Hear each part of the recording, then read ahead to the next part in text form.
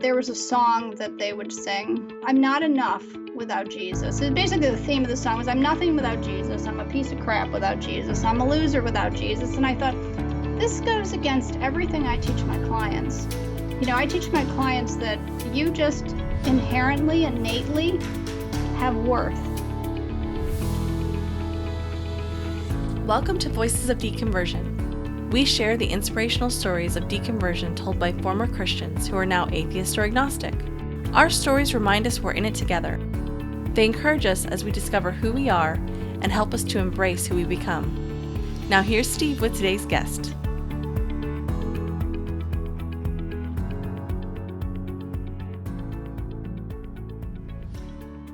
Because if you suffer from anxiety and depression within fundamentalism, what are you told?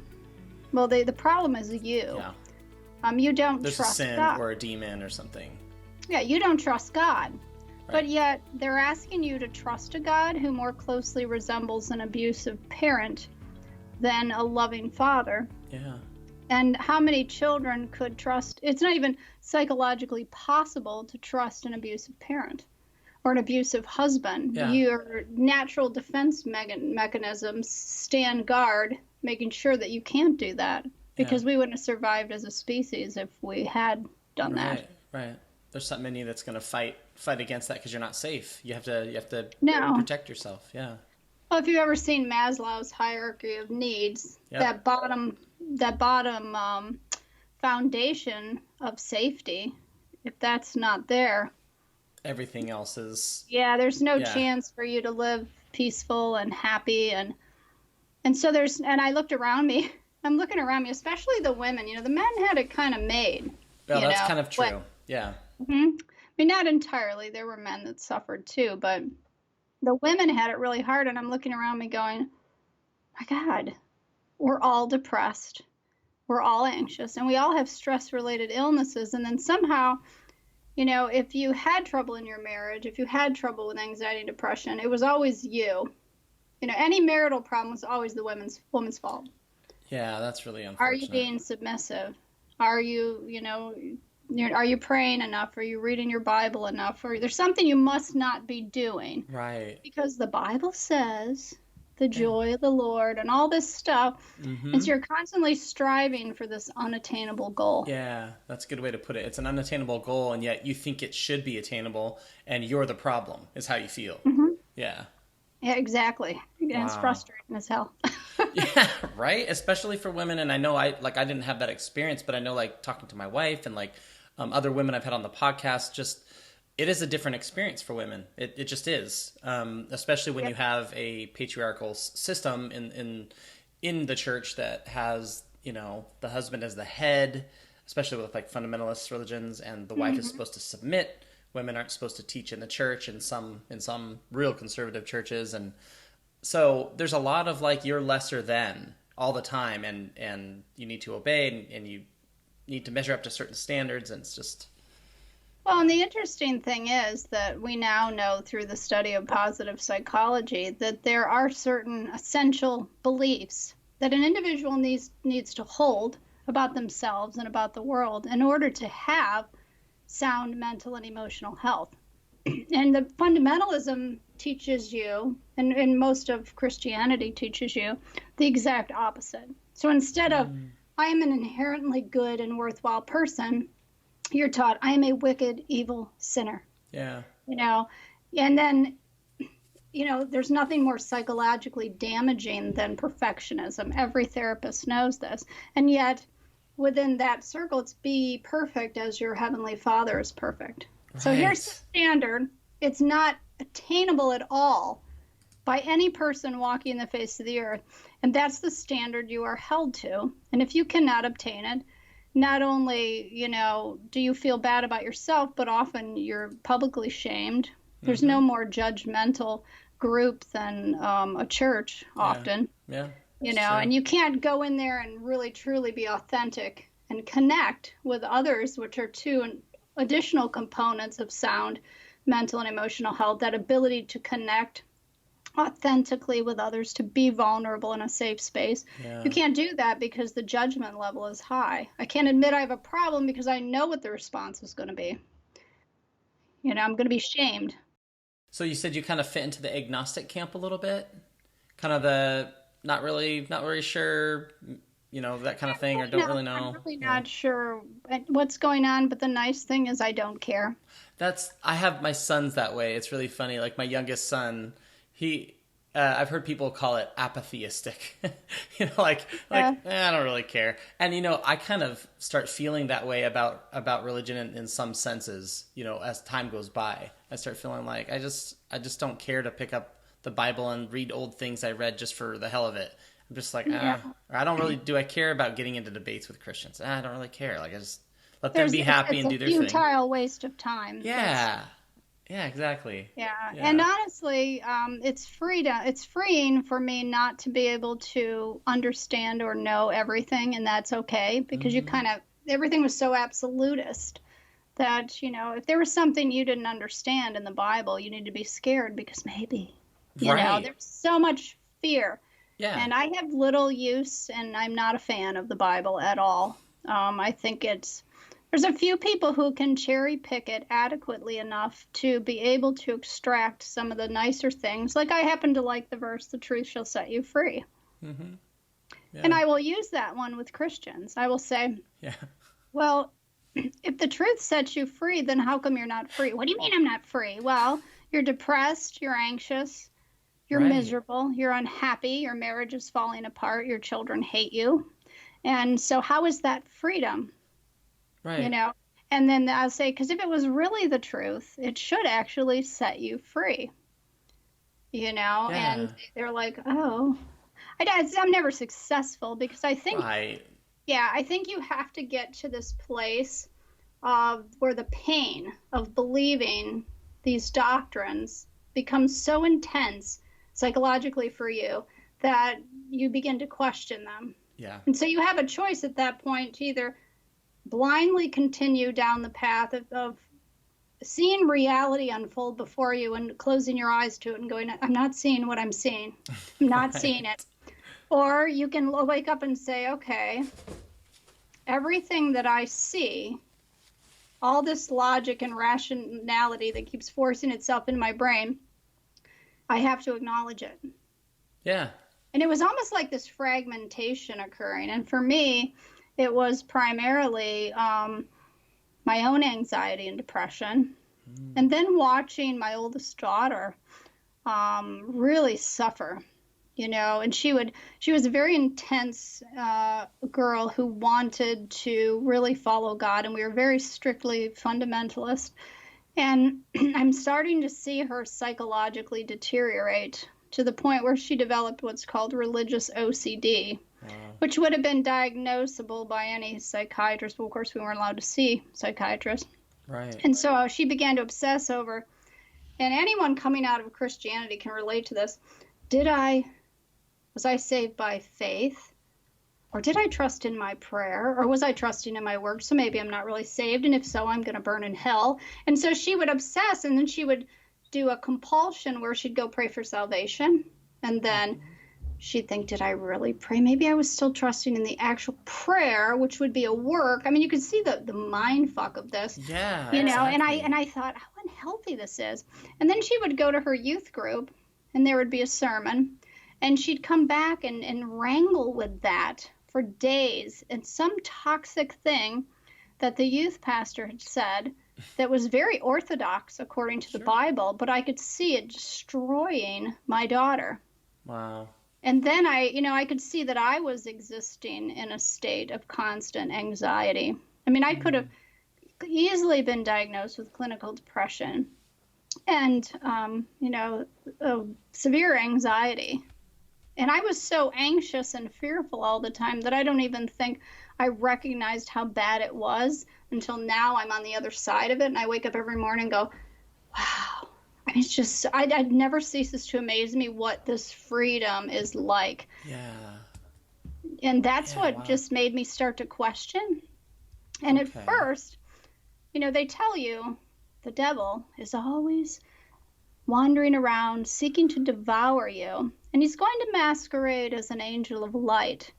So that is what locks people in, is this fear of Satan deceiving you and then drawing you away, and you end up burning for all eternity in hell. So when I started to think maybe my beliefs are wrong, and actually the first time I ever really considered anything was and I don't know how I happened upon a Richard Dawkins interview. Okay. And I listened to it and I was terrified. Like I couldn't suck myself away from it, but I was terrified. I felt like Satan himself was speaking through the airways trying to tempt me, but everything he said made so much damn sense. Yeah. It was just like, oh my God.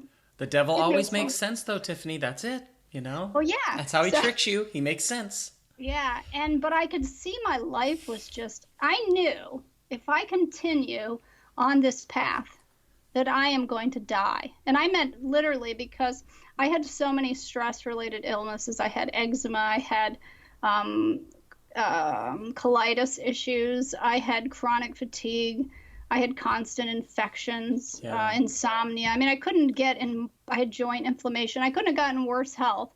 And now I'm in excellent health, ironically, with no issues. Wow. That's how bad the stress was nailing me. And so the first thing I needed to do, I think, to be able to free my mind enough to consider that maybe my beliefs were killing me and harming me, was to dismantle the fear of hell. Because if I really hold on to that belief that there's this potential of me being deceived by Satan and there's this creepy spirit out there ready to destroy me.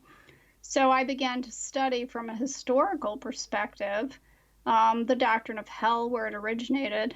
And the interesting thing was I was still a Christian at the time, and I read in the Old Testament and I thought, and I actually looked at the Greek words. Yeah. There's no mention of hell. If you translate these words, they're talking about the grave.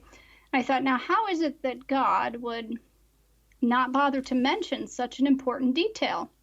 Right. And just to be sure, because I have a nerd mind, I called and interviewed 13 Jewish rabbis and said, do you believe in hell? Just like personally, just for your own edification. Yes, I just called them and said, I want to know if you believe in hell, because I'm not finding this in the Old Testament. And I said, I'm a Christian, and I'm da-da-da.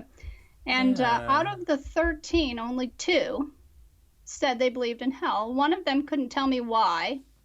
The other one said, no, it's really not a traditional Jewish teaching. It's something we adopted at such and such a time, and I don't remember the date, but it was not, maybe a few hundred years ago. And basically, she admitted it sort of served their purposes to adopt this viewpoint. Interesting. So it was very clear to me that this was something that came more out of a Greek view of, It influenced Christianity quite a bit, I think. Yeah, and I didn't leave Christianity at the time, but I thought there's no eternal damnation, and I sort of adopted this universalist salvation view. Yeah. But then I couldn't, every time I would read the Bible, I would come up with more reasons why this book, there's no way you can read the Old Testament and not see that slavery was supported. Right. Misogyny was supported. Mm-hmm. Stealing women from other tribes and taking them as your wife after you've killed their family. I mean, there's all this moral atrocities in there. And so then I began to think, I really want to know the truth. And so I began, once I dismantled the belief in hell, I could read books. And that's when I could freely read. You could start to absorb information, where hell was probably keeping things at a distance for your own safety. You felt like you don't want to go down that path, so you need to keep things at arm's length in a way. Yeah, because what can possibly be worse than burning for all eternity? And if you know that there's any danger of that, that individual has complete control over you. So once I had that freedom to read, I started out reading the liberal Christian authors that were considered heretics by my more orthodox group. Yeah. And I thought they had, but still, despite the fact that they were more liberal and inclusive and all that, I wanted, at that point, I was beginning to learn I wanted reason. I wanted something logical and understandable. I'm thinking still, it seemed like they were twisting the scriptures to try to make them say what they didn't clearly say. Yeah. Oh, the Bible doesn't really support slavery, or this was all a metaphor. Then I'm thinking, wow, this is so dishonest. I mean, that's what I came across. Even the liberal Christians is what you're referring to, right?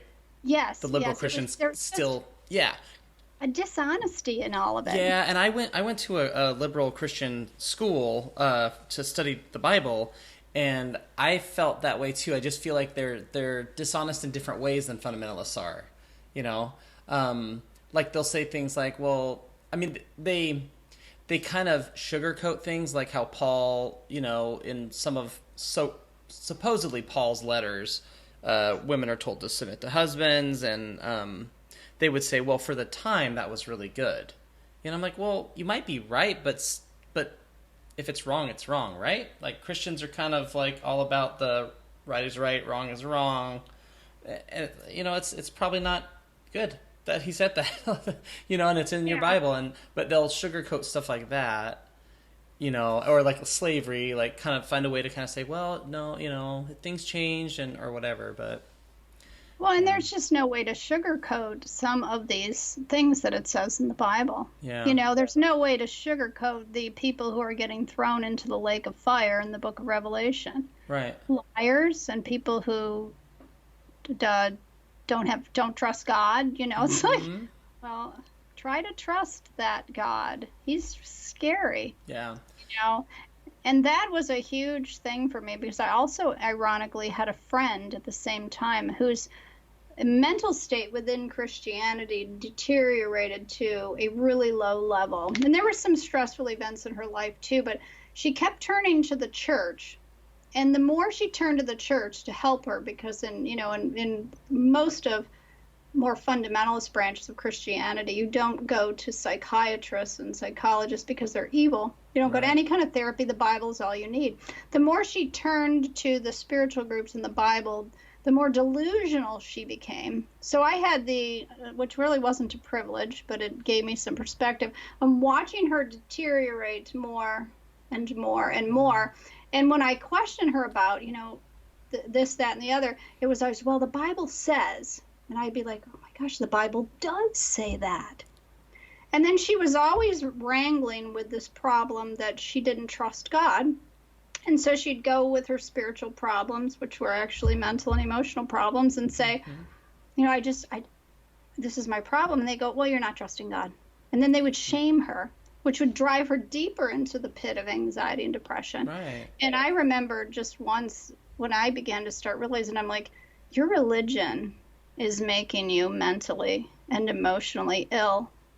It's what you believe, because like now I know. Was this after you had left Christianity that you were talking to this person? Okay.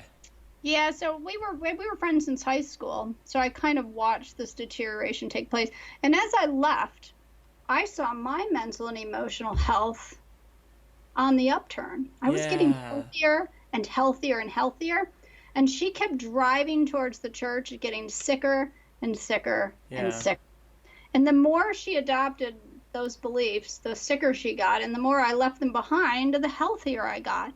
And it was just such a contrast. You were seeing the connection, so you could kind of see what was happening with her. And what I do now with the hypnosis I do is I do like a form called rapid transformational therapy. And it's all about identifying through questioning techniques and other techniques exactly what beliefs a person has that are at the very root of their issues. And I see this all the time with the people that are coming in to see me. How many of them actually have religious ideas and toxicity, I call it, at the root of a lot of their anxiety and depression issues. The root of their shame and guilt is phenomenal, and I can see it so clearly. So how were you raised? Were you raised in a fundamentalist belief system and stayed with it, or were you raised any differently from kind of the religion of your adulthood? Well, I was raised completely outside of church. So my mom was a pretty severe alcoholic when I was growing up. And I only lived with her till I was 6. Then my dad took me and got custody of me. He had remarried. So they really didn't go to church. But I think there was a lot of attachment wounds, if you understand that term, that occurred from the dysfunction of having an alcoholic mother.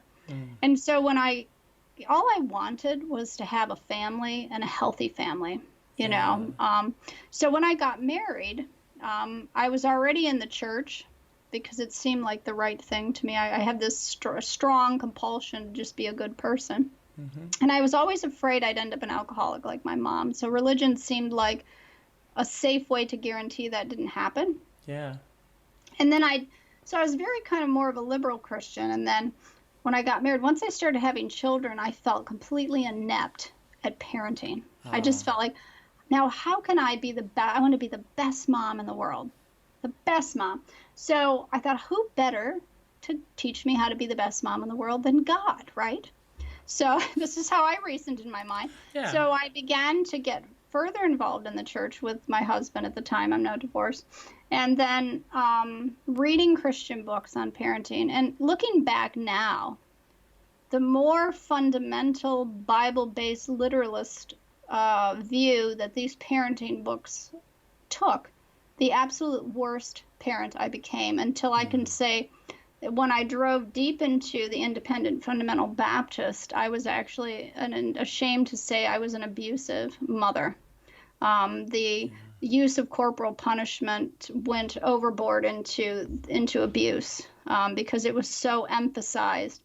You know, I'm not a big fan of spanking. Yeah. And, no, I'm resonating with a lot of what you're saying, because my wife is so upset at James Dobson for the Bringing Up Boys book that we read when the boys were very, very little, like just had been born. And so we would, you know, my oldest, we would spank him occasionally, you know, not very often.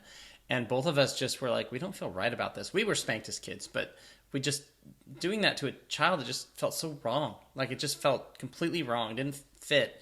And that he's a very much a fundamentalist. And so it goes along with what you're saying. You know, that kind of teaching is just, it's harmful. And in my group, James Dobson was a liberal heretic. Wow. So I was in a way stricter group than that. Yeah. And so the pastor would stand up and quote verses like, the blueness of the wound cleanses away evil. And my one son, this poor kid, he's now 21, and he's a wonderful person. But that poor kid went through so much.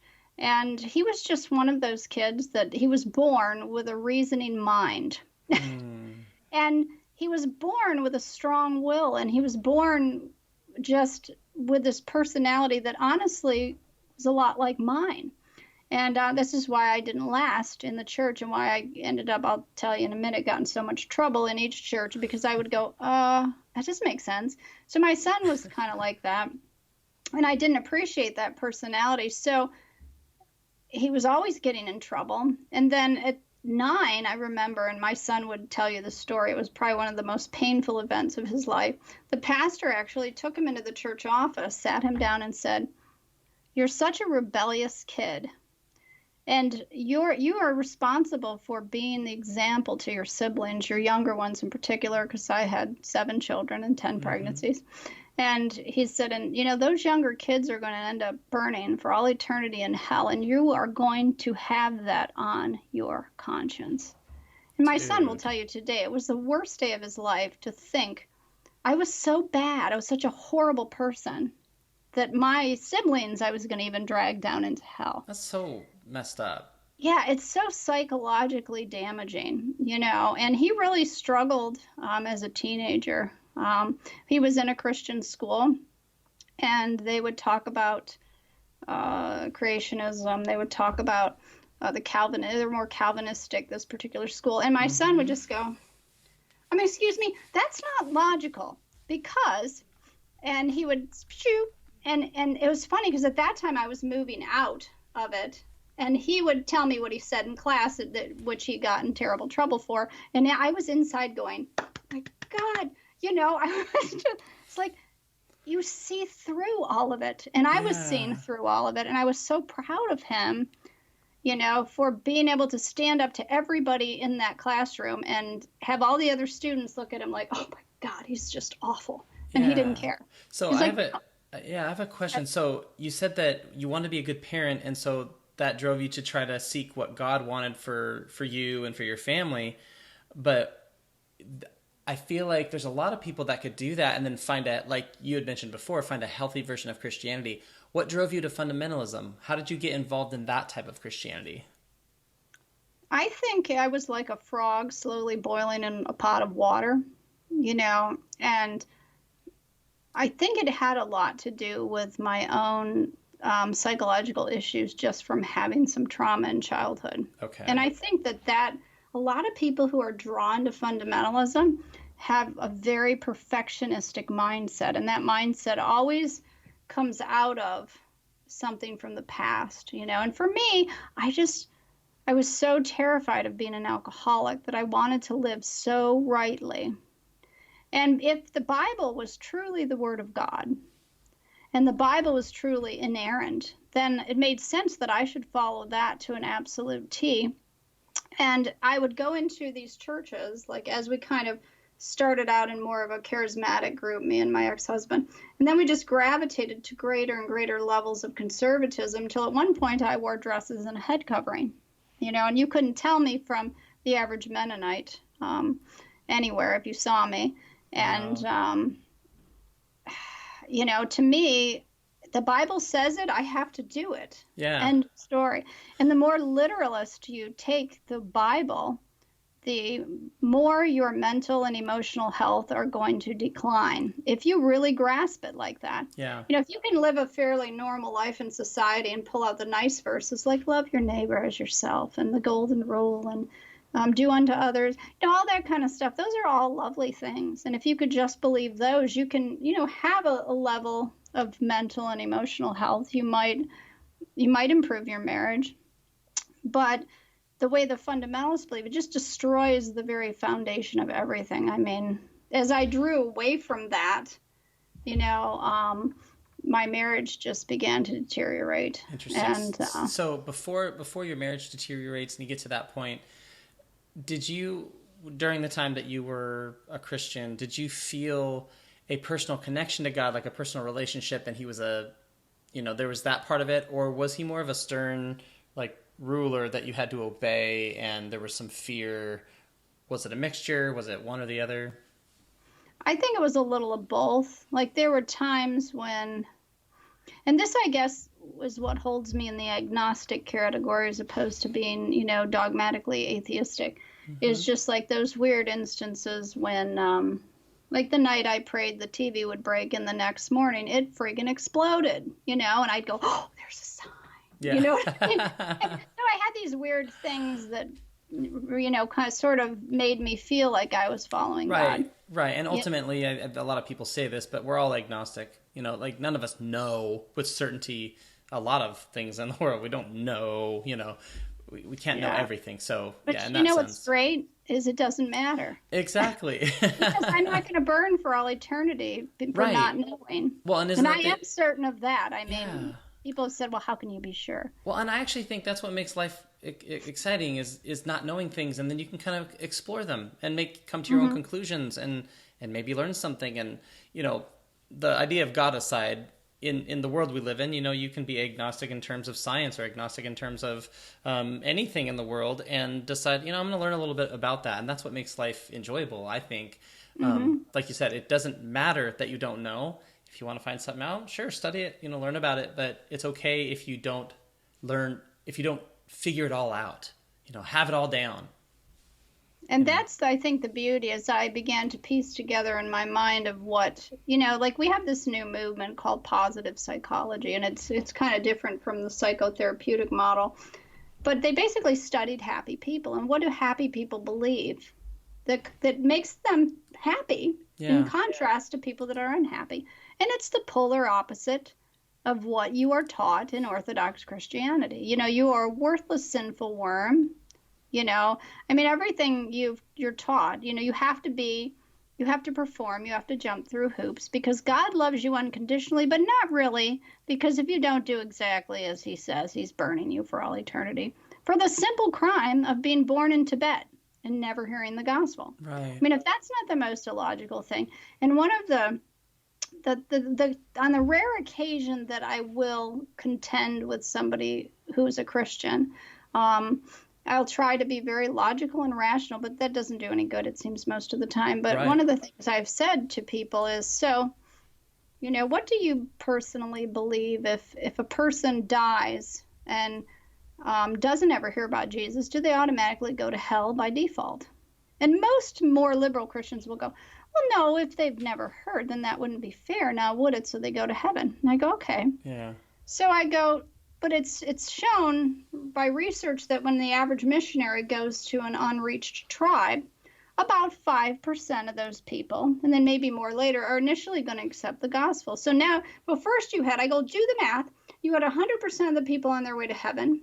Now you've got 95% of the people on their way to hell because now they've heard the gospel. So the missionary is actually an incredibly evil person. That's interesting. I've never heard it explained that way. That's really fascinating. Yeah. And they are so like, it's just silly, a dose of logic. It's a stupid rule to say if they don't know. I mean, I get it. It's compassionate if you're a Christian, because I used to believe that. But but it's a stupid rule. Like, all of a sudden now the Christian goes to do what they think God's calling them to do, and by doing that ends up sending 95% of these people to hell inadvertently, or getting them sent to hell because now you've exposed them to the gospel. It's like, so now they're just silliness. And if this is what people don't do, especially Christians, and I think most of the non-Christian world is afraid to do it because religion's this big, we don't touch religion. We don't touch it. So you can't really call out these people for their beliefs. But another thing, if you understand, is Andrea Yates. If you remember the story of Andrea Yates, a Christian mom who drowns 5 of her children in the bathtub. Okay, now this was years ago. Yeah. Now I was coming out of fundamentalism at this time, and I thought, okay, I know that beliefs kind of drive behavior. So what was at the root of what was really going on behind the scenes in Andrea Yates's life?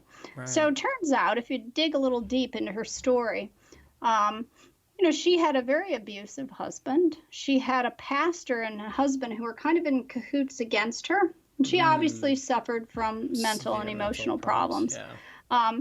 And so in Christendom, maybe that's not a good, in Christianity, they teach that there's an age of accountability. Right. And prior to reaching that age of accountability, a person automatically goes to heaven. And once you reach that, now you're accountable and you die and you go to hell if you don't know Jesus. So her pastor, I believe he was Baptist as well, and quite fundamentalist, but I'm not positive on that. And her husband would frequently shame her and say, you're such a terrible mother. The kids are going to end up, God knows what, because you can't get it together and follow God and obey God, and you don't trust and da-da-da-da. Yeah. And so in her mind, if you believe that, she thought to herself, okay, if my children are going to end up burning forever in hell because I'm a terrible mother, and she knew she was trying, no matter how hard I try, I can't seem to be better, because she was struggling and there was no help for her. So it made logical sense in her mind that if I drown my children in the bathtub before the age of accountability, now they're guaranteed to go to heaven.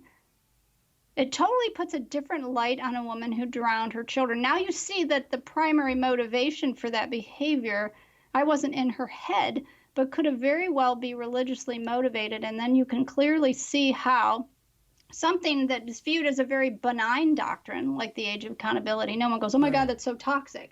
But you can see that it is actually toxic. Yeah. It's often these things when they encounter someone who's not emotionally or mentally stable, that these things become clearly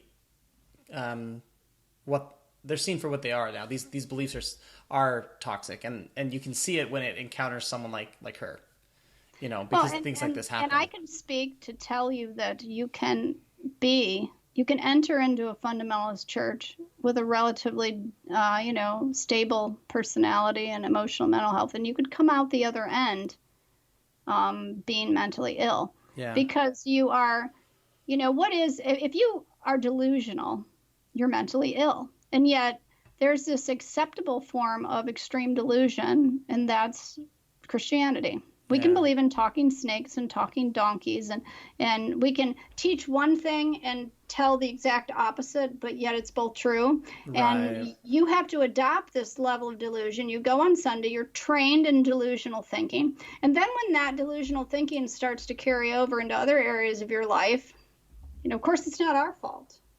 They don't trust God. That's their problem. Or the devil got to them and that's their problem. No, it's rooted in that it's like training of the mind. That's what hypnosis is. That's what I do. I'm training the mind to think in a way that will help you overcome your anxiety. Well, the church is training the mind in delusional thinking. Yeah. And then it's normal that you've now created neural connections that make delusional thought quite easy to adopt in every area of your life. That's how the brain works. Yeah. So you at some point had felt that, having lots of children was what God wanted for you. And so you had 10 pregnancies, you said. And then you mentioned that so you're going down this very fundamentalist path. And you mentioned that your daughter began to have some struggles or some conflicts in her mind about some of these things. And you heard Richard Dawkins speak. Was there something else, or was there anything else that really started to begin the doubting process for you? Yeah, the second thing I did was I read a book by Tony Robbins, of all people. Yeah. He's a big personal development guru. But I saw that if I started thinking some of these ways, which are polar opposite of how I would have been alive, I would have, had a cow knowing I was reading this book, that I would actually feel better about life and myself, and I wouldn't be depressed and anxious. So that kind of began, and then liberal Christian books. And then I think the most pivotal book for me was Letter to a Christian Nation by Sam Harris. Oh, man, that was a big one for me. That one hit. I just felt like it made so much sense.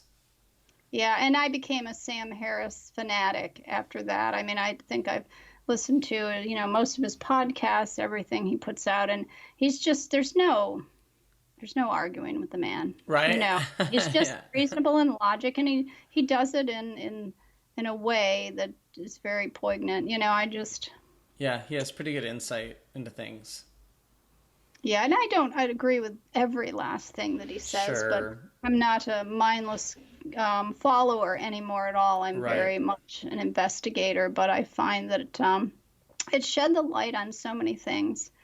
And it's interesting because I've even had the thought, if Christians would listen to him, even if they didn't leave Christianity, they'd shed the light on so many of their own hypocritical behaviors. Right. And It might move them away from fundamentalism a little bit if they were fundamentalist. Yeah.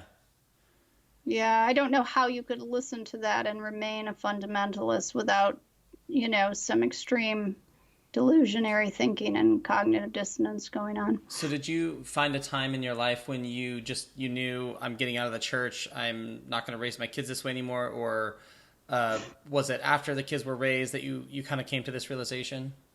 No, it was I would say about 7 years ago when I began the journey of leaving. Mm-hmm. And then it took me about 2 years it was a very psychologically trying time because I had to dismantle that fear of hell. Yeah. And then, but it got to the point where I just told my ex-husband, I'm not going to church anymore. And we did go to a couple. He's like, well, maybe you like this one, maybe you like this. And I'm thinking, no, I don't fit in anywhere. You just knew. Yeah, and here's the thing. If you don't believe the Bible is the inerrant, infallible Word of God, then you don't fit in anywhere. I mean, that's just like a basic Christian doctrine, And I looked at, another really pivotal book for me was Religious Trauma Syndrome. If you've never read that book, it's phenomenal. Gosh, I'm forgetting the author now. It's not Leaving the Fold, is it, with Marlene? Well, that's it. Yes, Leaving the Fold. Okay. Yeah. Excuse me. That is a phenomenal book, and she does a great job as a psychologist or a psychiatrist of kind of going through these different doctrines. And the first time I read it, it was painful for me. I actually read it at least 2 or 3 times, and each time I read it, I embraced it more and realized, wow, this is so true. It's kind of something I knew but was afraid to believe. I was if you're leaving your faith, you're almost afraid. So sometimes you take these little incremental steps. Well, I still believe in God, okay, I'm still a Christian, but I just, it's because you're incredibly vulnerable in that place in your life. And it took me, like, this is now the first year of my life that if I will just tell people I'm not a Christian. And I still have friends on Facebook that are like still coming to the realization suddenly, and they're just like sending me the little emoticon with the sad face, and it's like, I'm sorry, but I can't in good conscience continue on this delusion of people thinking that I'm a certain way when I'm not. But like Sam Harris says, I can still be a spiritual person, Sure. like Sam here. I was listening to him the other day talk, and he was talking about I can say I'm a spiritual person. Right. It just has that connotation of like religiosity to it. But I read a book by a French author called it was in English, but it was called the Spiritual Atheist, something like that. And I thought it was so cool because it was just talking about how like going into the forest you can feel this sense of awe, or going and seeing something beautiful in nature can really give you, these spiritual experiences in a sense. But you don't have to believe all the garbage that goes with religion. You can still feel those things as a human. Well, even 8 months ago, I was actually dating someone who went to church, and I really cared for him, and I went to church with him on Sunday. But it was of all the churches I attended, it was probably more on the healthy spectrum. But I found myself still constantly confronted. Like, there was a song that they would sing, I'm not enough without Jesus. It's basically the theme of the song was, I'm nothing without Jesus. I'm a piece of crap without Jesus. I'm a loser without Jesus. And I thought, this goes against everything I teach my clients.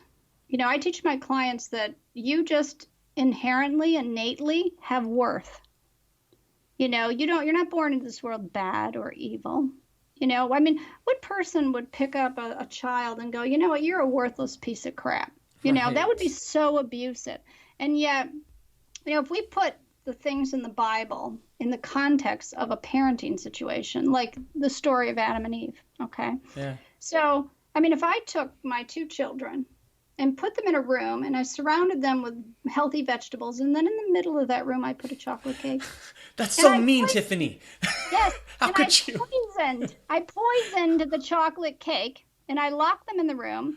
Yeah. Knowing, because I know everything, you see, that they were going to eat the chocolate cake and die, and then everyone was going to suffer from, if I did that, I would be I'd be on the news. Oh, I would be, everybody would be morally outraged. And yet this is the God that we're supposed to trust, is this God that would put 2 people in a garden and give them the temptation, knowing they were going to give in just so he could punish them. And then if they keep screwing up, they're going to burn forever in hell.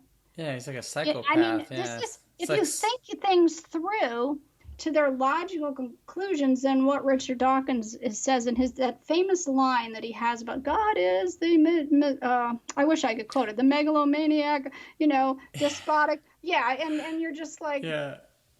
Okay, how can I have any peace of mind thinking that the universe is being run by an individual like this? Like that. And you see this delusional thinking. You see it's just particularly highlighted right now with the whole coronavirus thing, where you've got these people continually meeting. You've got these preachers on TV going, I command the coronavirus to die out. And you're thinking, and you've got these faith healers. And then once you adopt reason and logic, which I couldn't seem to see, and now it seems so glaringly apparent. So if they're actually healing people, why don't they go to the Cleveland Clinic here to the Children's Oncology Ward and just clear the place out? Like, why didn't I think of that? Right. Because of the level of delusion that I had. There's always an excuse, too. There would be a reason, well, it wasn't in God's time. We don't know his ways, that kind of thing. Well, it's just, but it seems pretty logical to me, now. Yeah, right. It should. Then. Yeah. If that was true, if healing could occur, if God wanted to heal the sick, like there wouldn't be sick people, And you have to constantly, in order to maintain your belief system, you have to constantly push aside rational thought and embrace delusion. And this is why so many Christians enter into a state of mental and emotional health. It's particularly the more fundamentalist you are. And this is why I think, particularly in the Baptist, you have so much deviant sexual behavior, like molesting of children, going on. because there's so much shame involved and so much repression involved with actually having a sexual desire, which is a normal part of being human. Right. And that if you understand addiction, a lot of what drives addictive behavior is shame and guilt, which drives you. You give into your addiction, which for a Christian could be anything very small, like lusting after a woman or thinking she's attractive. And the shame and guilt drives that neurology into an addiction and fuels it. Yeah, it almost makes it become addictive, like, or well, and then it becomes more and more pathological. And so I've been saying it. I had a support group online called Former Fundamentalists. I think we have about 600 people now. And I've been saying it within this group, that if you look at, you've got some more, you got Catholic priests, but there's also a repression element there.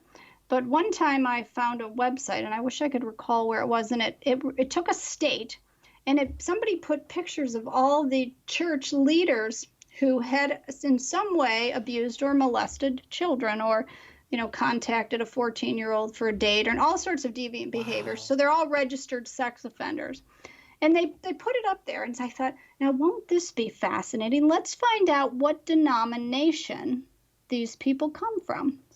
So now there's 30,000, I think, total different Christian denominations. I think there are just so many fragmentations of that. Yeah. And I think it was like 55 or 60% of these were fundamentalists. Yeah. Okay. And the rest of them were smattered throughout mainstream Christianity. And most of those were Baptist. Because to me, the Baptist and the Amish and Mennonites and the more fundamentalist type groups represent the more literalist interpretations of the Bible. Yeah. And the more literalist you get, the less likely you are to maintain your mental and emotional health. Yeah. You're going to become fundamentally disturbed by the doctrine, Yeah, and there's a lot of, like you said, like they shame sexuality, especially in those fundamentalist denominations. Yeah. And then that just makes the problem, it makes something that you could find a healthy outlet for, because it's a normal part of growing up and being human. But instead you suppress that, and now it becomes like a psychological problem. Now it becomes a real damaging event for that person to experience. And then what happens if you have sexual desires that are not heterosexual? Yeah. And it's even worse for you, God forbid. And that was one of the eye-opening things for me, was going on a website called Homeschoolers Anonymous, because I homeschooled my children. My youngest two now are still in school, and they go to public school. But, in homeschooling circles, there was a lot of isolation going on, and it was to read some of the stories from the perspective of growing up that way, because I didn't grow up that way, my kids did. Yeah. And to read some of the stories of the gay and lesbian young people growing up in a home, not being exposed to television. We didn't have a television. Not being exposed to public schools where they could have learned such ideas. No, they just suddenly at age 8 have a desire for another woman, another little girl, and then they go to church and hear how wicked and evil that is, and they go, oh my gosh. And the suicide attempts, the cutting, the bulimia, the anorexia, they are just in the homeschooling, and the kids raised in these strict homeschooling environments. The amount of these kids that come out into adulthood being, very psychologically damaged. And a lot of those people are in my group, who will tell you the damage that it did. And some of the most, I don't think people really fully grasp just how damaging these teachings are.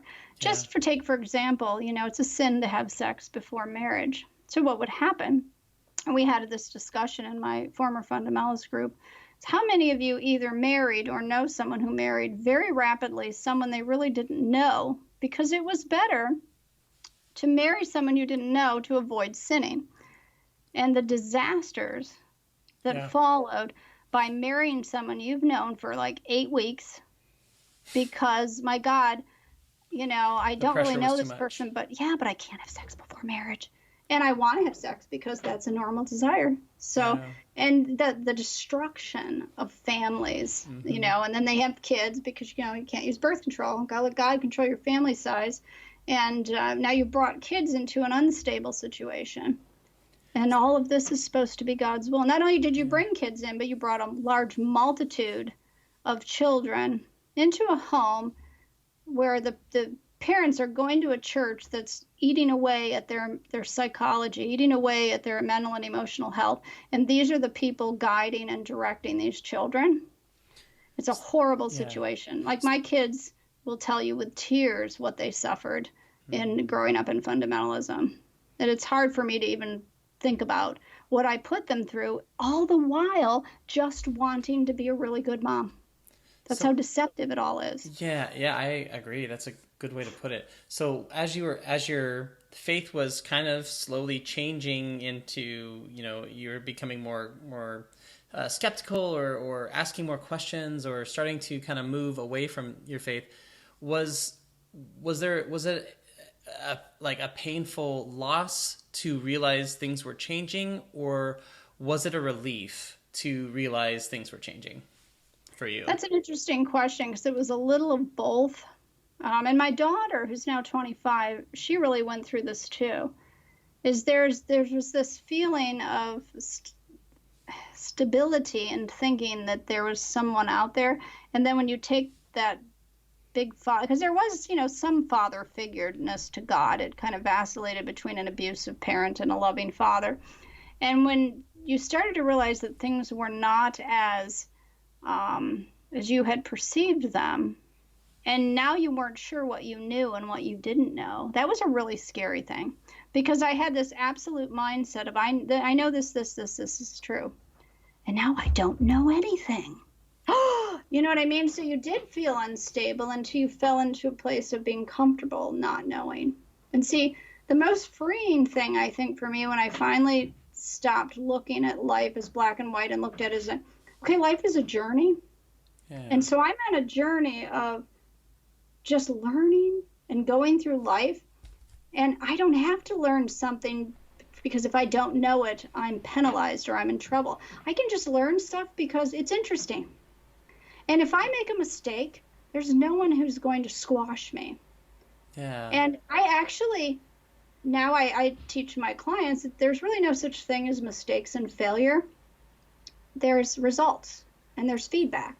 Yeah. And that is, like, it's these little truths that are really essential to you having, like, a sound psychological health that are opposite of, you see what I'm saying? The opposite of that, no, you have to be perfect, you're going to burn in hell, to, well, no, I can make mistakes, and it's a good thing. Right. If I've learned from that mistake. Yeah. So I can have a divorce, and then I can have a successful relationship. I'm not a loser. I can even have a moral failing to where maybe I've lied to my friend, and I don't have to spend the rest of my life feeling shame and remorse over that. I can say, wow, I learned from that, and I'm going to move on into the future and do things differently. I actually love that message for people who've deconverted from Christianity and who are atheist or agnostic, because a lot of the people that listen to the podcast have had traumatic deconversions on all different levels. But for them to reframe this experience of, why was I a Christian? Why was I raised that way? Or why did I choose to go into the church and live my life that way? All these regrets that we can feel sometimes, to instead reframe it and say, this was just a series of events that occurred in my life, and the feedback I'm getting from those experiences is, I'm going to live my life differently now because certain things were harmful about it, but then there were certain things that were good about it. I'm going to take the good out of it. I'm going to leave the harmful behind, and I'm going to move forward in my life with the feedback I received from my life experiences to live my life better as I see fit. I just think that's such a wonderful message for people to be able to take away from that, because instead of regretting and just being so depressed and sad about all of the things that went wrong in your life, you can now go, you know what? Like you said, life's a journey, and there are a lot of downs and a lot of ups and a lot of, things that occur for people throughout their life within, deconversion and in every other aspect of life. And so to be able to reframe it that way, I think would be incredibly helpful for people.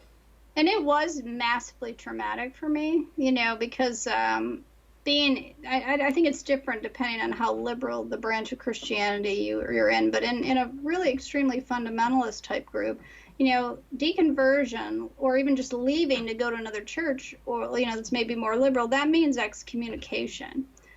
So, and we're very, we long because we kind of were evolved to reside in tribes, a very close-knit, connected people.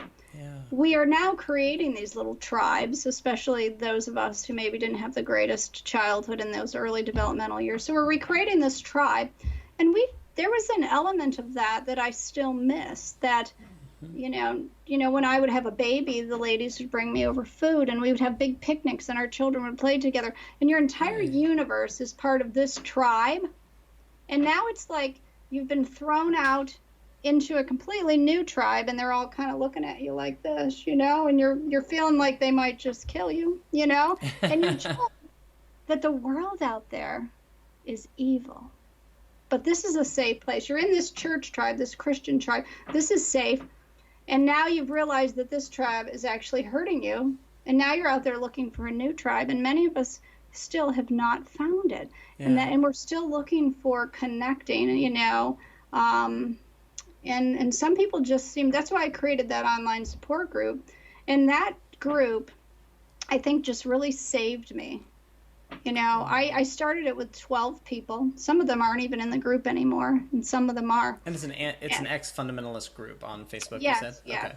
And we do have, it's not an atheist group. We do have, I would say, predominantly atheist and agnostic. At least I've heard it might not be more than like 60% because the people who are believers still kind of don't tend to be very vocal. I don't really know. I've never done a poll.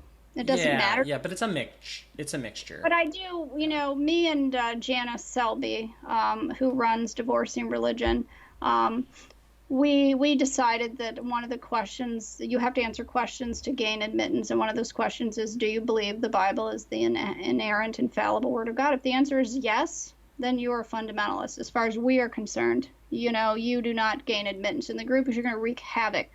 And we don't tolerate any havoc. So you can say, I believe in God, and you could even, and as long as that's done in a non-proselytizing way, right. Or, I'm okay with that.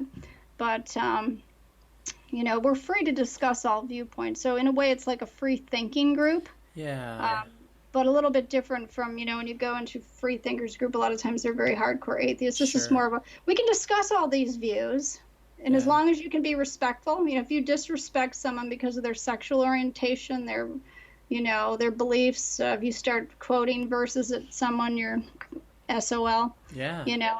And it's been a good space for people. And when it started, I think it was how I kept my sanity because I lost everyone. And and it's a group that you created, right? Said? Yeah, and I could connect with these 12 people that quickly expanded into maybe, cool. I don't know, like at the end of a year I might have had 90, and now I think it's close to 600. It seems to stick around there. Whenever I do a podcast, I get an influx of people. It seems to go, oh, I'm going to check that out, But I had to connect somewhere. And I still, and this is what people do when they deconvert, They leave because they know I can't survive here anymore. Yep. This is just not, it's destroying me. You leave, but you don't fit in out in the world either because you had this mindset for so long and nobody gets you. Yeah. Except other people who have gone through similar things. Yeah. So there's this, and so I made these close friendships with these people and we could talk about our experiences.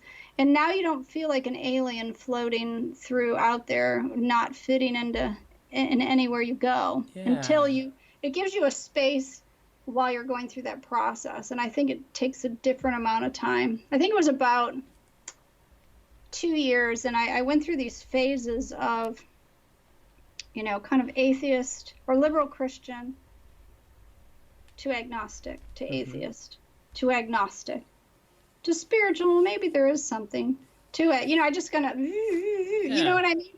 And never going back to, Christianity but not having the courage to say, no, I am not a Christian.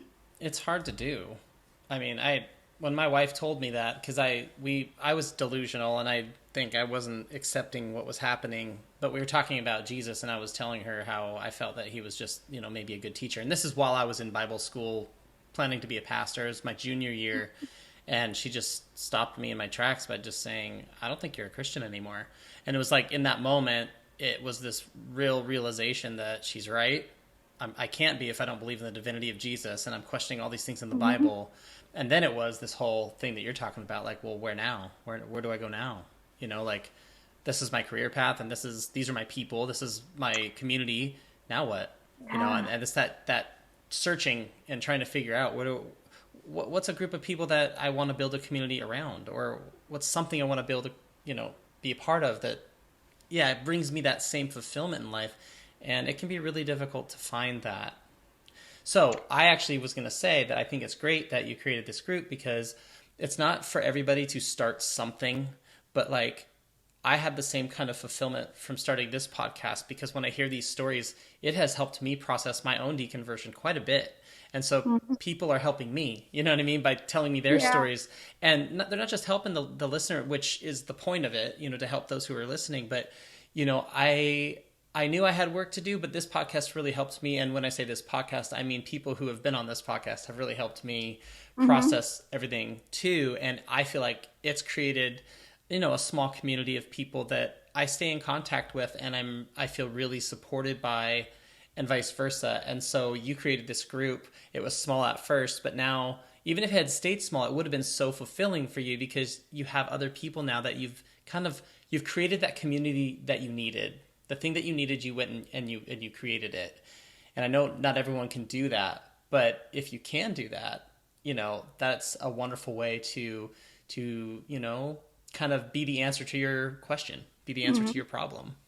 And it has helped. I realized, I think I was into that group about a year or two, and I remember I was sitting on the edge of my bed, and I got a message on Facebook Messenger, and it was a woman who said, I want you to know that you saved my life. And I said, oh my God, what's this? She said, I was going to kill myself, and I loaded the gun. And she said, and I decided I would maybe give myself one more shot. And most of her psychological distress had to do with her deconversion. And she said, I found your group and I joined. And when I read through the posts, I realized that there were people out there who understand me, that I can connect with. And she got on there and was very, and I kind of vaguely remembered, because I don't think she wrote this immediately, with the struggle she was going through. And she said, I decided that I would give these people a chance, and maybe I could actually get past this, which she did, over time. Yeah. And I've gotten 3 of those letters total in the years that I've run that group, from people saying it saved me in one way, shape, or form. Sure, yeah. From not wanting to go on. In the same way it did the same for me. I wasn't suicidal, but I didn't see through the darkness of, there was no path, because every path I'd been on, I had, burned the bridge behind me. Yeah. And I had very few people, but I think I had one friend at the gym, and I had a few people that had left the church that I spoke with. But even most of the people that have left are still, Christians, and we still are friends, believe it or not. We just don't go there. We talk about the times or healthy eating or something. Yeah. Something else. There's so many other things you can talk about. That's the wonderful thing. Yeah, and I love for those opportunities to interject reason and logic, but they always just bounce right off. And I think, okay, once again, I'm wasting my time. So, Yeah. And I just don't bother to engage most of the time, because it doesn't matter how much. It's like when Sam Harris debates someone, he always wins, and he's won. I mean, here's logic and reason, and then a guy that sounds like a flaming idiot, okay? I mean, I'm sorry, but this is how it sounds to me, okay? And yes, and I'm just going, how could you listen to that and then still think this guy on the right is right, or whatever? But he never convinces them that they're wrong. Right. It's a feeling. That's why you can't reason someone out of something they didn't reason themselves into. That's a very, very good quote. I like that. Yeah, I've heard that somewhere. I don't remember where, but yeah, I really like it. I don't think I've ever heard it before, and it's just phenomenal. That was a realization. I didn't have those words at the time, but when I was talking to my parents when I first deconverted, I realized I was laying out, because I was a biblical studies major, so I was laying out all the facts about how the Bible was put together and why it's not basically reliable, and the different mistakes and errors that were within it. And when they asked me, why aren't you a Christian? I started going down the logical list of reasons. And it was the deer in the headlights look that they gave me that later I would go, wow, it made me realize the logic's not why people stay. They're not staying because it makes sense logically. They're staying because it makes sense emotionally and spiritually, so to speak. You know, it's the feelings. Yeah. It's being raised that way, and it's your community, and it's your bond with with that church, or it's the personal relationship you feel you have with God, that's so close that you can't let that go. And so Sam Harris, or I feel he and so many other people play such a valuable role in laying out the logic and the truth and the facts. And it's also important to be kind of addressing these emotional needs, like, which I think what you've hit on a lot is really, really doing that. You know what I mean? Like talking to people about reframing their experiences, or learning from them, you know, and addressing the emotional and mental health aspects of deconversion. That's important too.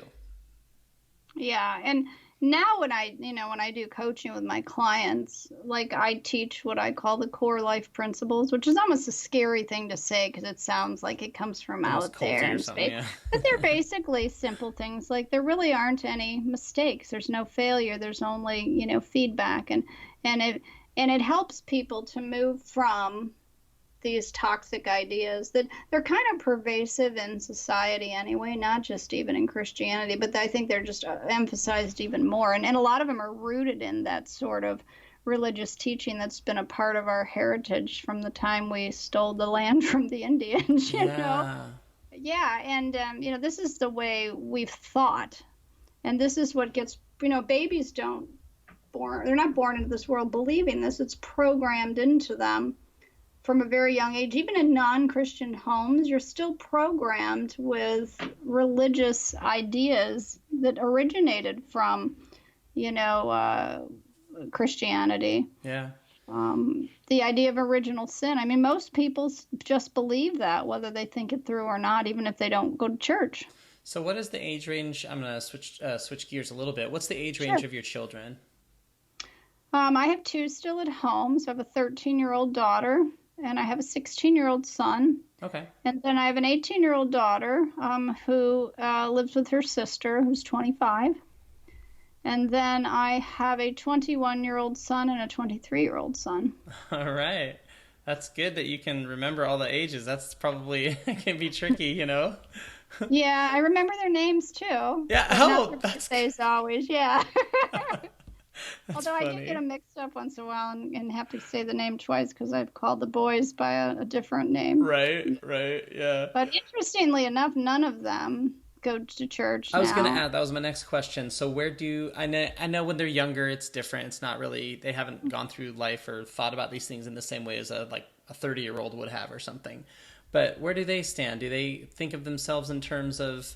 do they consider themselves spiritual or agnostic, or are any of them atheist, or do some of them still view themselves as some version of Christian? I don't think any of them would call themselves a Christian. Definitely not. I would say they all probably fell squarely into agnostic or spiritual in a sense of, I think there's this divine energy out there that they wouldn't call God. You know what I mean? Yeah. I think that, but I know and we've had so many really good discussions of the way they were raised. I think it's important now, especially if, you're a parent and you've deconverted and you're taking your kids out of that, to have a lot of discussions about that if your kids are older, and it's sad when people come out of that and they already have adult children who suddenly, excommunication will include in groups like that your own children turning their back on you. And I have a friend now who's going through this with a friend of hers, and they will turn their back on you. Yeah, it's just Because, super sad. there's that biblical separation doctrine in the Bible, another toxic thing. And it says, with such a one, do not even eat. So anyone who's turned their back on God, you can't even eat with that person. So people. Well, and if you're not willing to forsake mother and father for me, I mean, Jesus says that. Yep, Jesus, the exactly. nice one, Yeah. Yeah. So, you, in essence, if you're going to follow the Bible, you're going to have to initiate practices in your life that are not going to be conducive to you having mental and emotional health, or having strong family units, or being just a basic compassionate individual. Yeah. Like there's so much, we need to be compassionate Christians, but in a way, that's kind of an oxymoron. I mean, depending on the level of literalism to which you look at the Bible. If you look at it like a fundamentalist does, you cannot you become like the God you serve. If the God you serve is a judgmental, angry, wrathful, jealous, insecure person that the literalist God is, if you view it that way, how is it that you're not going to become that if you're told repeatedly to be Christ-like, to be like God, to be, that's a virtue to you, to be judgmental and uncompassionate. And there you see people like, I don't know if you're familiar with Steve Anderson. Yeah, look him up on YouTube if you want to be entertained. Oh. He's probably, next to the Westboro Baptist Church people. Gotcha. He is probably the most toxic preacher out there nowadays. Wow. And he's just an ass, and, but, I don't know if you've ever heard, if you know who Nathan Phelps is. That sounds familiar. Oh, he would be so phenomenal on this podcast. But he's the son of the infamous Fred Phelps of Westboro Baptist Church fame. But he came to Akron. I'm in Ohio, and he spoke. And I talked to him on the phone after that, and he said, in this speech, though, he said, or it was an interview he did. That's what it was. So anyway, he did this interview, and this interviewer said, it's such a shame that your dad distorted the Bible like he did and stood at funerals of soldiers and kids murdered in high school shootings and gay people and held these signs, God hates fags. It's just so against Christianity and so. And he was incredulous, and he said, he says, how could your dad do that and call himself a Christian? And Nathan Phelps, who's now an atheist, said, no, my dad did these things because he followed the Bible. In fact, he followed the Bible more than most Christians, and that's why he adopted these things. It's all in there.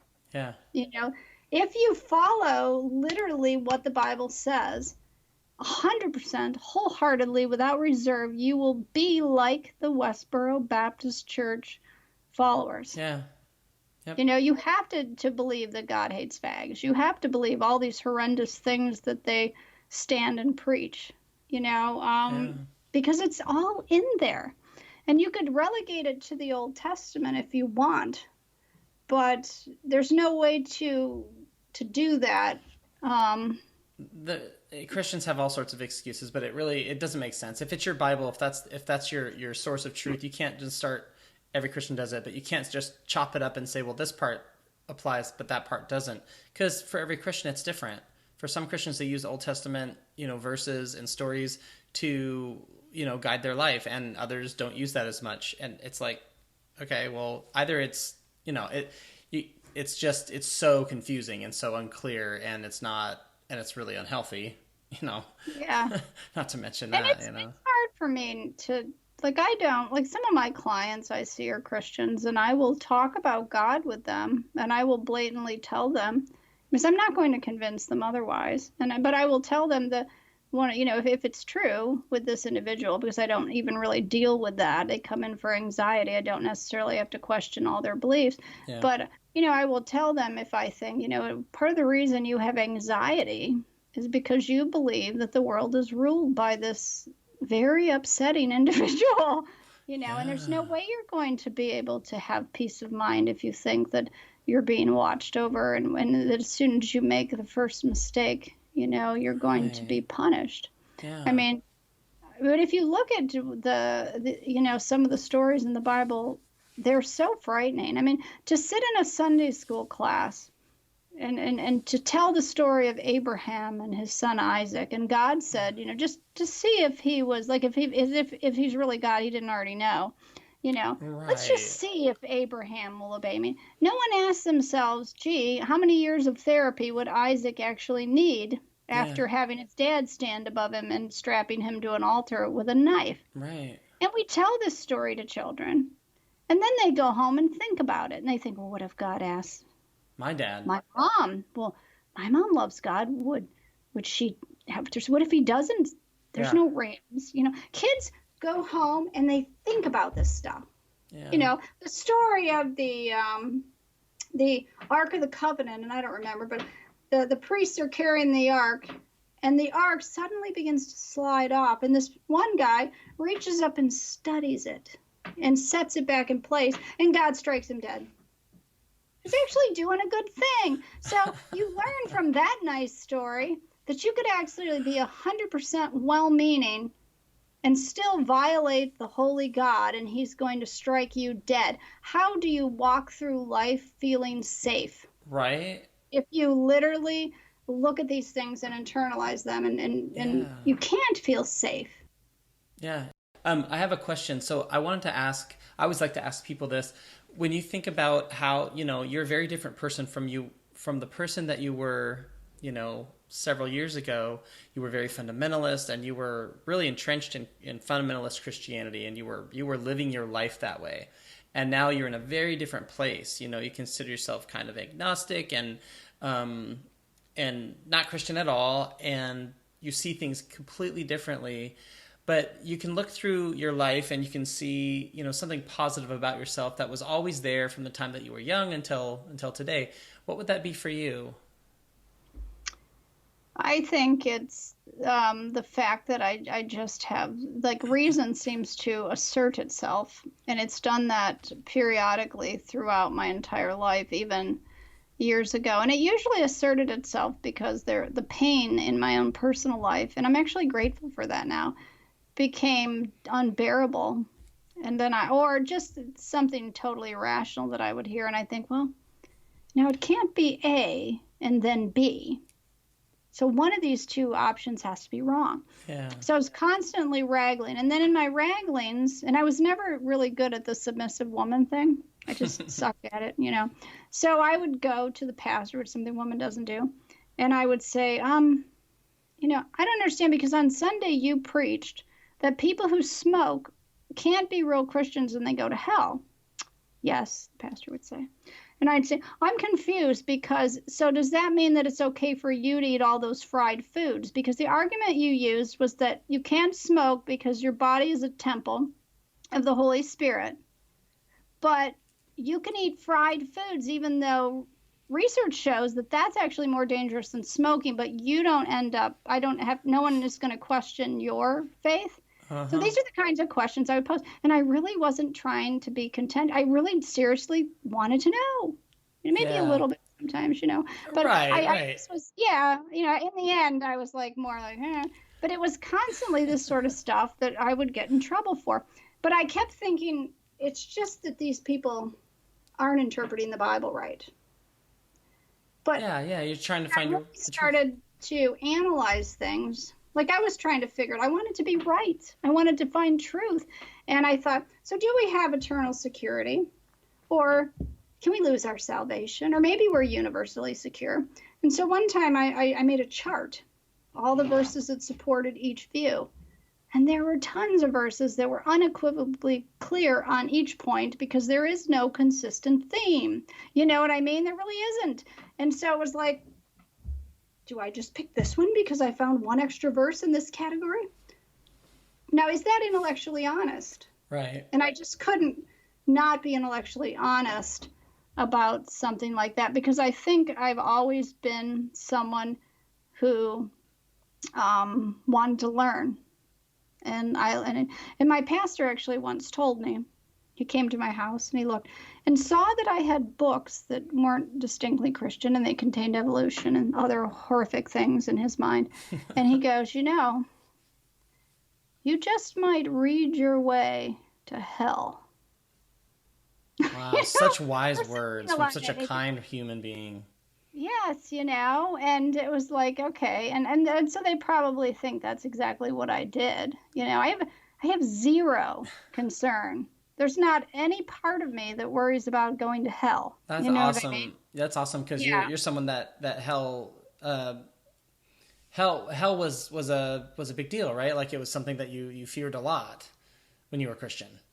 Is that right? Well, or yeah. not so much? We believed in eternal security, so I didn't Gotcha. necessarily think I was going there. Except, you'd hear that periodic sermon of maybe you're not really saved because we saw that Bill thought he was saved, but then he cheated on his wife and divorced her for the other woman. So we know he really wasn't saved, but he preached here 5 times, and you're thinking, oh my God, maybe I'm deceived. So it was never something, you could feel totally safe about. Yeah. But unfortunately, though, I think. Like in talking with, like my son is a good example. He's 23, yeah. And, he says, Mom, sometimes still, after all these years, he'll suddenly be hit with this overwhelming fear. What if it's all true? And then in his logical brain, I'll go, it can't be. It just can't be. But then there's that nagging fear. What if it is? And you're going to hell, And so people don't always get to that place. Right. Of deconverting and then feeling comfortable. Sometimes it takes a really long time to get there. And that's okay. It is okay. But I would encourage people to actively reframe and actively research the whole hell thing. And because it becomes really clear when you research it historically and you see its development. Even within the Bible, you can see that it wasn't there and suddenly it is. You see right where when it we're came in the middle, from. And then the monster's not as scary in a way. Yeah, and it's a way of reframing through research, which is a good way of reframing things. That's great. It's like when you discover that evolution actually is true and that creationism is absurd, that some guy was in a garden with a snake and you're not going to go back and start thinking the snakes talk again. Because you can't, once you know something with absolute certainty, and then you can't unknow it, and go back in that direction. Yeah. So, thankfully. Right, exactly. Yeah. That's a really great thing about knowledge and about learning. It helps you kind of move past some very difficult beliefs that may have been causing harm to you. So. Yeah, and I think that we do that our whole lives, even if we're not Christians. We come to deconstruct harmful beliefs that may be based on culture or could be culture, could be religion, but really I think that that feeling of anxiety and depression and unhappiness, I think it's our brain's way of saying something you believe is not serving you. I mean, there's normal physiological fear, like, okay, we're in the middle of a pandemic, stay in your house. That's a normal physiological fear. But if you're still struggling with chronic anxiety, there's something you're believing that's kind of fueling that. And a lot of times when you look back, you'll find that it's actually, there's these remnants of toxic beliefs that are left over that you haven't quite gotten rid of that are haunting you. Yeah. And really going after them and reframing them is definitely a constructive activity. So along the lines of giving good advice to people who are deconverting now or who just deconverted, what's some encouragement or a piece of guidance that you'd give that person who's listening right now? I would say to connect with other people who know what you're going through, and to, just like when you were in the church, every Sunday, and if you were like me, every Sunday night, every Wednesday night, and then if they had a revival 7 days a week, you were filling your mind with this toxic stuff. So now let's fill it with the stuff that will reframe. Let's fill it with logic and reasons. So I did a lot of listening to Sam Harris. I think he was my favorite. Richard Dawkins. Who's the guy that passed away? Hitchens. Yeah, Hitchens. I listened to a lot of Hitchens. And, it wasn't like I was trying to brainwash myself in another direction. I had Yeah. never been exposed to reason and logic in such a Right. way. And then, join a support group, find some friends. Even now, the atheist free thinkers groups are starting something called the Sunday Assembly. I don't know if you've ever heard Yeah. of this. Yeah, I went to one for a while. It's not as close to my house anymore, so or it's not anyway. Yeah, I did. I it was great for me. I really enjoyed it. I've never been to one, but Hmm. you know, because to be honest with you, sometimes the atheists can be as fundamentalist as the Yep. Christians, and I wasn't comfortable Hmm. in either camp. It's like I don't want to be told that, oh, you an idiot if you're not sure about there's no God. I don't want to be told Yeah. that. I want to be where I'm at and be okay with that. But Hmm. it doesn't even have to be that sort of group. It can be any understanding, non-judgmental group. Yeah. And what's The the name of? women's knitting club. You Right. know, See, yeah, a book club or friends to go hang out with and have dinner on Friday nights or something. Like you can find community in a lot of ways that don't have anything to do with religion or atheism or anything but like I that. think Yeah. if you're not able to get support through going to therapy, secular therapy, definitely. If you're not able to get that support or find that group, there's a lot of great books out there, and I call it kind of bibliotherapy without sounding too close to the Bible. Yeah. But it's just a way for you to start thinking differently. And there's a lot of really great books in the positive psychology world that are secular, um, Hmm. and that will help you to learn how healthy, happy people think and what does positive mental health look like. What does confidence look like? Because confidence was considered pride. You know, Yeah. self-esteem was considered, arrogance, and developing a healthy self-concept is so important. Yeah. So Not being filled with guilt and shame. with the group that you started, as long as people answer the questions when they submit, it's open to anyone who has gone through fundamentalism. Yeah, you could, and it doesn't have to be extreme fundamentalism. I mean, you could Yeah. be going to the local Catholic church. You're welcome. It's a place where you can go and be yourself. The problem is we get quite a few people who don't bother to answer the questions. Yeah. And so they just linger in waiting. And then if I get around to them, I'll say, you have to answer the questions or you're not getting in. And here's why. Because if you come out of these groups, there are reasons that some people in my group are hiding.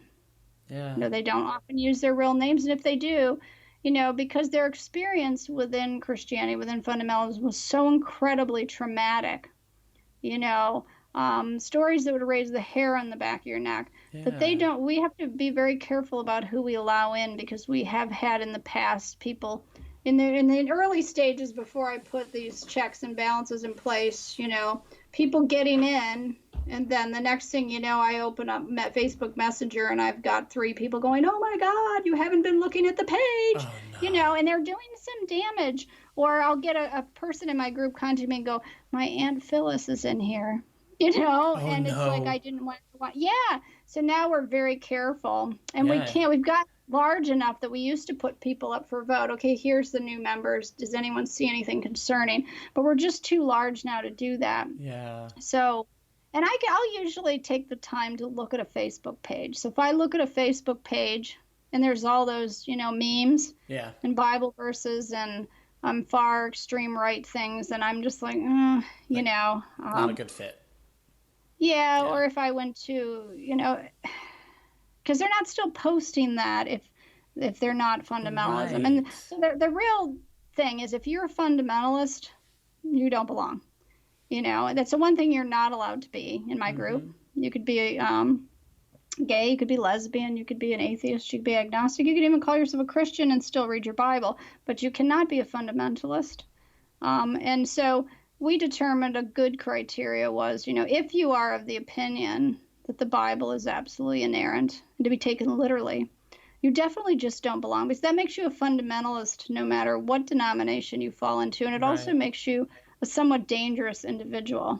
For that You group. know, Yeah. Yeah. yeah, Yeah. it does, because you have to be able, and because most of what we do post in there, is of the sort of rational, logical type stuff of calling things into question or discussing emotions that have to do with what you're going through. Yeah. And I don't need someone in that group going, well, if you would just follow the Bible, I mean, I don't need that. It's like that's the last thing you want to hear in that group. Yeah, but I don't want to exclude people because some people have coming in, they're really not at the place maybe that I am or that you are. Sure. But how long did it take you to get to the place? How long did it take me to get to the place? Exactly. So they should be in, as long as they can behave themselves and, be kind and considerate, because I will tell her I've kicked plenty of people out, of the group. As long as they can be open-minded and we can have respectful discussions, you're welcome to your point of view. Yeah. So. Okay, so if people want to get in touch with that group or if they want to get in touch with you, what's the best way for them to do that? Well, I'm Tiffany Cappello on Facebook, Cappello. I also have a website, tiffanycappello.com, and my group is called Former Fundamentalist. And if you're looking for something geared specifically to women, I have another Facebook group called Transformed Women. And it's not particularly a group that has anything to do with leaving or exiting fundamentalism. It's just about reframing your mindset and empowering women. So a lot of the women, well, not a lot, but some of the women in that group have come out of, very misogynist religious backgrounds. I've got even some women have come out of Islam and some out of Christianity. It doesn't really matter to me. Fundamentalism is fundamentalism. Misogyny is misogyny. So. Yeah, that's cool. Those sound like some good groups, and I think people listening, especially women listening, those types of groups are incredibly helpful to have. So, you spoke about connecting with people or connecting, and sounds like those are two great ways that people can do that. Well, and now we're in the unfortunate situation of not being able to gather together and have a nice lunch with friends. So. Which was the only thing I had available to me leaving fundamentalism initially, because I was still married to my ex-husband is no longer in that now, but he was at the time. So I had to kind of be in this own little internet world. Now we're kind of back. I'm kind of back to that again. So it's so bad. I mean, I have such beautiful friends. Yeah. That you would not believe the friendships that I have made, that some of these people that was in that original 12 or shortly thereafter are some of my best friends. I could call them at 3 a.m. in the morning. And we are that close. Yeah. And you can make friends like that. It's the positive side of social media. We always hear about the negative impacts of it. That's such a positive side of it, is the connecting with people that you would never have met otherwise.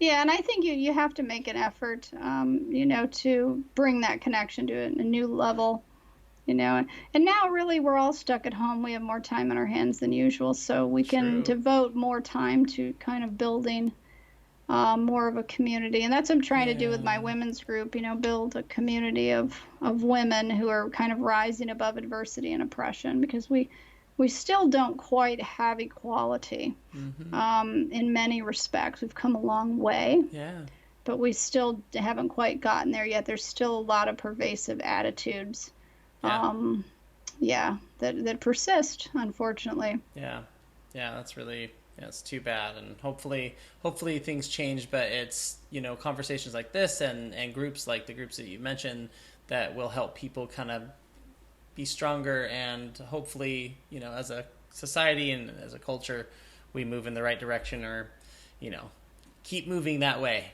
keep persisting. And I think that's and I do coaching for people who are coming out of religious groups, so it's one of I deal with anxiety, depression, and then more specifically, also that group of people who are exiting and who want to talk to somebody who actually has been there and understands the different wranglings and thought processes you go through, and knows what it takes to kind of reframe that, because I know what it needs to be reframed for you to come out of that place of misery, and it's an individual journey, really. Right. But is Marlene Winnell in her wonderful book that everybody deconverting should read, Leaving the Fold.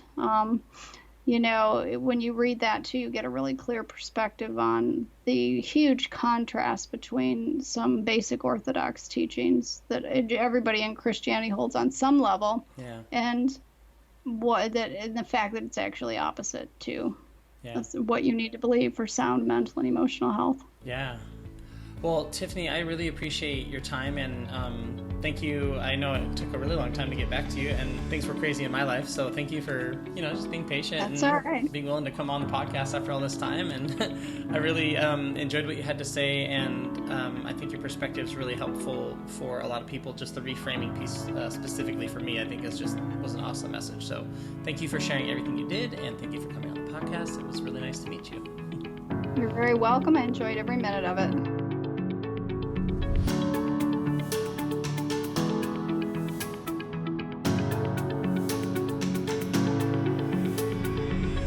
Thanks for listening to Voices of Deconversion. Be sure to join us next time by subscribing to the podcast.